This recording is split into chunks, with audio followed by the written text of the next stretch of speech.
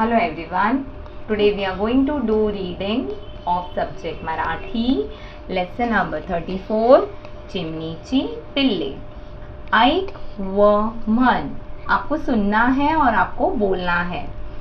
एक झाड होते. एक झाड होते. तेथे चिमणी राहायची. चिमणी राहायची. तिला दोन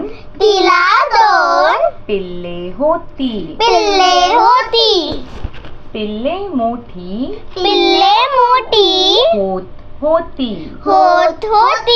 चिमणीला वाटले त्यांनी उडावे. तिने पिल्लांना अलगद ढकलले. पिल्ले घाबरली. पंखांची फडफड केली. ती उडू लागली. चिमणी व पिल्ले आनंदी झाली. आनंदी झाली. थँक्यू.